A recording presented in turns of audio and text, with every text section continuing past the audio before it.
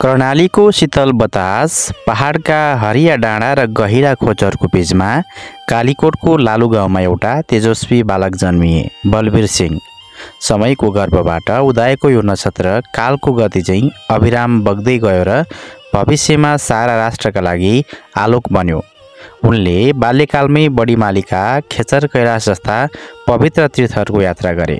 पर्वतका अग्ला चुचुराहरू देखेर उनको मनमा पनि अटल अडान गहिरो सोच र अध्यात्मको गहिराई खोज्ने लालसा जाग्यो। 13 वर्षको उमेरमा जब गुरु क्षिप्रनाथले उनलाई जुम्लाको भैरवनाथ मन्दिर हातामा अध्ययनका लागि राखे, तब यो सानो द्वीप आफै जल्न थालेको थियो। एक रात जब कोठामा अबेलासम्म बत्ती बलिरहेको थियो, गुरु कोठा छिर्दा छक्क परे। बलवीर सिंह टुप्पीमा डोरी बाँधेर निन्द्रासँग लड्दै अध्ययन गरिरहेका थिए।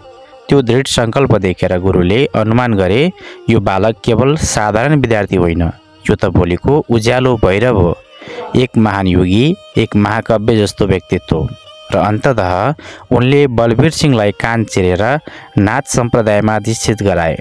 सूर्यले पूर्व क्षितिज चुमे झैँ बलवीर सिंह योगी नरहरिनाथ नामबाट नयाँ अस्तित्व लिएर उदाए। जीवनको पानामा उनले अब अध्यात्म, इतिहास, राष्ट्रियता र समाजको उत्थानको नयाँ कथा लेख्न सुरु गरे। आदरणीय दर्शकबिन, आजको यस श्रृङ्खलामा राष्ट्रयोगी गुरु नरहरिनाथको जीवनबारे संक्षेपमा चर्चा गर्नेछौँ। विक्रम सम्वत 1971 को फागुन 17 गते कर्णाली किनारको अछामसँग जोडिएको कालीकोटको लालु गाउँको चाखा भणारबाडामा ललित सिंह थापा र गौरादेवीको सुपुत्रको रूपमा जन्मेका योगी नरहरिनाथको नाम बलवीर सिंह थियो। यिनले आफ्ना बाबुका साथ 8 वर्षको हुँदा पहिलोचोटि बडीमालिका, खेचर, कैलाश आदि तीर्थहरूको यात्रा गर्ने अवसर पाएका थिए। यिनलाई 13 वर्षको उमेरमा गुरु क्षिप्रनाथले जुम्लाको भैरवनाथ मन्दिर हातामा रहेको पाठशालामा पढाउने व्यवस्था मिलाएका थिए। एक रात कोठामा अबेलासम्म बत्ती बलेको देखेर निभाउन पुगेका गुरुले बलवीर सिंहले टुप्पीमा डोरी बाँधेर पढेको देख्दा छक्क परे। उनलाई लाग्यो बलवीर गुरु गोरखनाथ जस्तै महान सन्त बन्न सक्छ। त्यसैले उनले बलवीरलाई कान चिरेर नरहरिनाथ मात्र नबनाई उनलाई बनारस, हरिद्वार, खन्ना आदि सहरका राम्रा विद्यालयहरूमा पढाउनुका साथै मद्रासको संस्कृत विश्वविद्यालयबाट बिए अनर्स गर्नसम्म सघाए। योगीले झन्डै 3 वर्ष तिब्बतदेखि श्रीलङ्कासम्म र अफगानिस्तानदेखि म्यानमारसम्मका विभिन्न मठ मन्दिर र अखडाहरूमा सत्सङ्ग गर्न पुगे। यसबाट उनले दक्षिण एसियाको समग्र सभ्यता, संस्कृति, भाषा, भूगोल र इतिहास जान्ने अवसर पाए। यस कार्यबाट फर्किएर आएपछि उनले इन्दोरको विक्रमादित्य विश्वविद्यालयमा केही समय पुरातत्व सम्बन्धी विशेष अध्ययन पनि गरे। योगीलाई आफ्नो नाथ सम्प्रदायका गुरुहरूले जस्तै धर्म, संस्कृति र समाजको नैतिक उत्थानमा लाग्ने इच्छा थियो। तर दक्षिण एसियाका जुन ठाउँ गए पनि त्यहाँ जातीय जागरण अभियानले उनलाई मोहित पार्यो।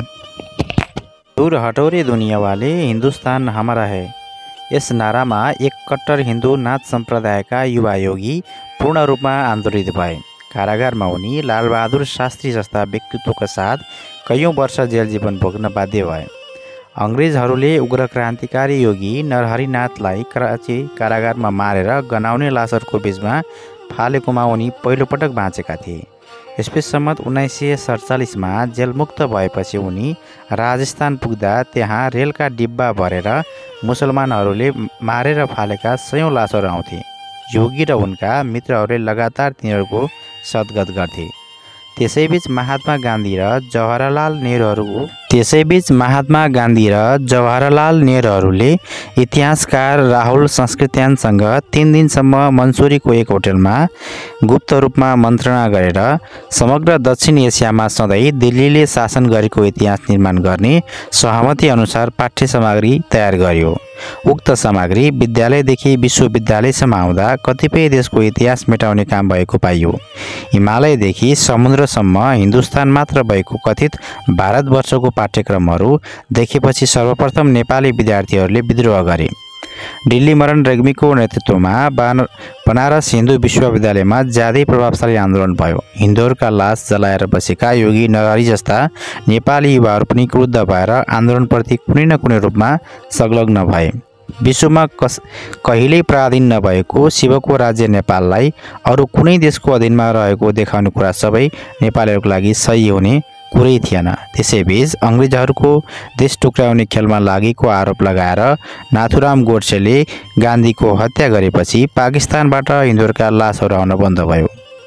दिल्लीले कथित भारत खण्डेको जाली इतिहास बनाएकोमा मनमनै व्यथित योगी नरहरि हरिद्वारमा नुहाएर कैलाशतिर जान हिँड्ने तयारी गरिरहेको बेला सन्त क्षिप्रनाथले दिएको जानकारीका आधारमा काठमाडौँबाट बबर शमशेरले पठाएको व्यक्तिहरूसँग योगीको भेट भयो। नेपालको वास्तविक इतिहास विश्व सामु ल्याएर यसको स्वाधीनताको रक्षामा समर्पित हुने योगीको सपनालाई पुरा गर्न नेपालबाट निम्तो आएको जस्तो भयो। जसले बोलाए पनि भगवान पशुपतिनाथकै आदेश हो भन्ने ठानेर योगी विक्रम सम्वत 2002 मा नेपाल हिँडे। सर्वप्रथम योगीले नेपाल वंशावली भन्ने वीर पुस्तकालयमा रहेको हस्तलिखित ग्रन्थबाट नेपालको सानोतिनो इतिहासको जानकारी लिने मौका पाए।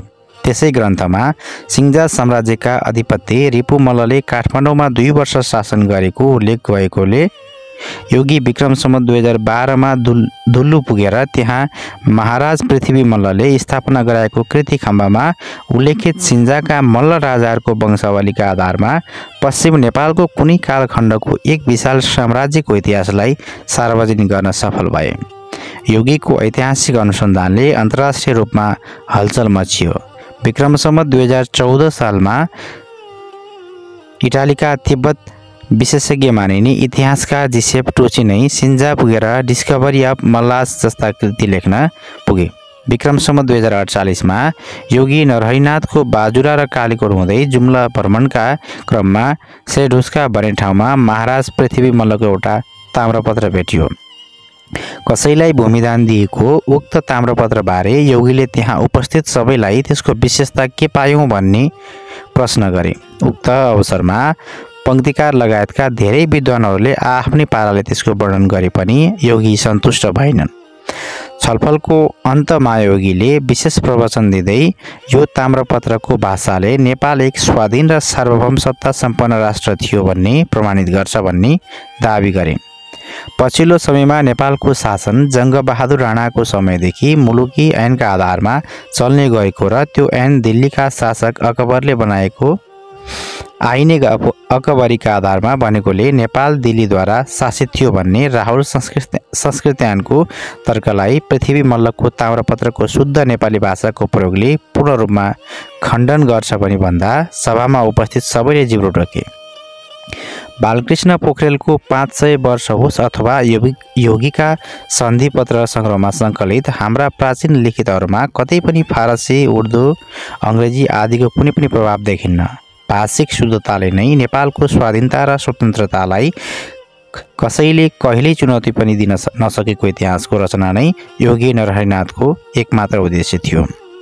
लगभग 14 वर्ष हिन्दुस्तानको मुक्तिका लागि क्रियाशील रहेका र 7 वर्ष त कराँची जेलमा मात्र बिताएका योगी नरहरिनाथ नयाँ दिल्ली अथवा बेजिङले साम्राज्यवादीहरूले जस्तो नेपालमाथि हस्तक्षेप गरेको देख्न चाहन्नथे। तर नेपालमा दिल्लीले अङ्ग्रेजहरूको औपनिवेशिक नीतिलाई सधैँ कायम राख्यो। खास गरी सन् 50 को असमान सन्धि र सुगौली सन्धिमा खोसेको नेपालको 62,000 वर्ग किलोमिटरभन्दा बढीको भूभाग हिन्दुस्तानले खाइदिएकोमा उनी धेरै दुखी थिए। उनले त्यसैले सुगौली सन्धिमा गुमेको नेपालको भूभागबारे सर्वोच्च अदालतमा फिर्ता लिने माग गरी मुद्दा हालेका थिए। उनलाई हराउने सर्वोच्चका न्यायाधीशलाई दिल्लीले पुरस्कार स्वरूपमा प्रधान न्यायाधीश र पछि मन्त्री परिषदको अध्यक्ष समेत बनायो। 573 पुस्तक प्रकाशन गर्न सफल भएका योगीले समय र साधन पाएको भए हजारौं पुस्तकको सामग्री सङ्कलन गरेका थिए। सर्वप्रथम त उनले कोशी जस्ता नेपालको जल सम्पदालाई विदेशीलाई सित्तैमा सुम्पने राष्ट्रिय गद्दारीको हदैसम्म भण्डाफोर गरे। लेखेर मात्रै केही नहुने देखेर उनले हिन्दुस्तानका स्वतन्त्रता सेनानी वीर सावरकरले हिन्दू सभा बनाए जस्तै नेपालमा कर्मवीर महामण्डल भन्ने धार्मिक राजनीतिक दल खडा गरे।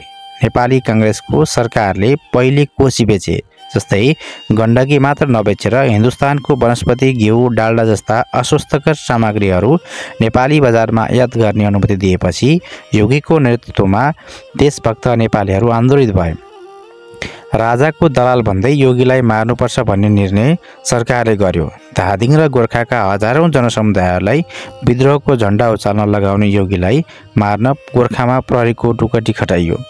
योगी भने 3 दिनमा जुम्ला पुगे। त्यहाँ पनि उनलाई बन्दीगृहमा मार्ने हल्ला भएपछि हजारौं जनताले बडा हाकिमको कार्यालय हेरे रातारात योगीलाई वर्षाको बेला तराईका जङ्गलमा लगेर हात्तीबाट कुल्चाएर मार्न खोजियो।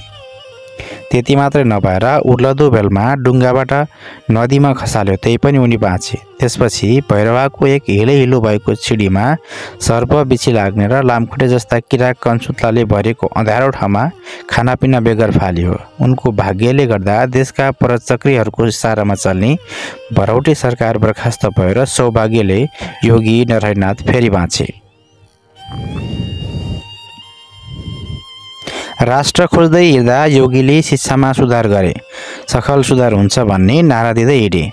सयौं कोटी होम गरे, सयौं संस्कृत पाठशाला खोले, त्यतिले उनको चित्त बुझेन। योगीले नेपालको भाषा, साहित्य, संस्कृति, इतिहास सबैलाई प्रमाणका आधारमा खडा गरेर जगतमा जेठो मानव जातिकै उत्पत्ति स्थल नेपालको सभ्यतालाई समेट्ने संस्कृति भाषालाई सबै नेपालीलाई पढाउन चाहन्थे।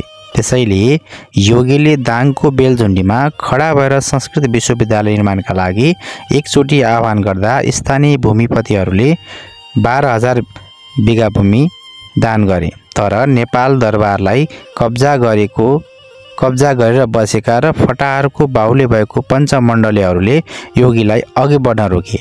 आफ्नो छलछाम र लुटको राज्य तहस नहस हुने डरले त्रस्त थिए। त्यसैले योगीलाई विक्रमसम्म 2032 सालमा गिरफ्तार गरेर हिरासतमा अनेक थर यातना दिएर मार्न खोजियो। तर योगी आफ्नो ब्रह्मशक्तिले बाँचे। योगीका अनन्य भक्त गोविन्द काफ्लेले राजमाता रत्नले थाहा पाएर महाराज वीरेन्द्रलाई रिसाएपछि उनले योगीलाई धोनीको त थाहै छैन भनेर छुटाएको बताउँछन्। एक अर्को सूत्रले योगीका चेला धीरेन्द्र ब्रह्मचारीले इन्दिरा गान्धीलाई भनेर योगीलाई छुटाएको पनि बताइन्छ। बाल ब्रह्मचारी योगीलाई आफ्नो देश बाहेक अरू कुनै स्वार्थ थिएन। यस्ता व्यक्तिलाई पनि पटक पटक मार्न खोजियो। तर नेपाली जनता योगीले छोडेर गएको सङ्घर्षशील देशभक्तिपूर्ण परम्परा र उनले निर्माण गरेको इतिहासप्रति सधैँ नतमस्तक छ। आदरणीय दर्शकबिन, योगी नरहरिनाथ नेपालको इतिहास, भाषा, धर्म, संस्कृति र राष्ट्रियताको संरक्षण तथा पुनर्जागरणका लागि अतुलनीय योगदान दिएका व्यक्तित्व थिए। उनका अनुसन्धानहरूले नेपाललाई स्वाधीन सार्वभौम राष्ट्रका रूपमा प्रमाणित गर्न महत्त्वपूर्ण भूमिका खेले। उनको अध्ययन, सङ्घर्ष, जेल जीवन, ऐतिहासिक दस्तावेजहरूको खोजी, नेपाल र दक्षिण एसियाको सभ्यता सम्बन्धी ज्ञान र उनको देशभक्ति भावनाले नेपालमा एउटा छुट्टै पहिचान बनायो। उनले संस्कृति, भाषा तथा शिक्षा प्रवर्धन गर्दै अनेक पाठशालाहरू स्थापना गरे। तर उनको राष्ट्रवादी अडानका कारण उनले बारम्बार यातना भोग्नु पर्यो। तर उनी आफ्नो सङ्कल्पबाट कहिल्यै विचलित भएन। नेपालको इतिहासलाई विदेशी हस्तक्षेपबाट मुक्त राख्न, भाषा र संस्कृतिको संरक्षण गर्न तथा राष्ट्रियताको संरक्षण गर्न उनले पुर्याएको योगदान अमूल्य छ। योगी नरहरिनाथको जीवन कथा सङ्घर्ष, बलिदान र अटल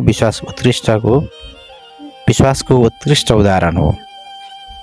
आदरणीय दर्शकबिन, आजको यो श्रृङ्खला कस्तो लाग्यो? जस्तो लाग्यो त्यस्तै कमेन्ट गर्न नबिर्सिनुहोला। धन्यवाद।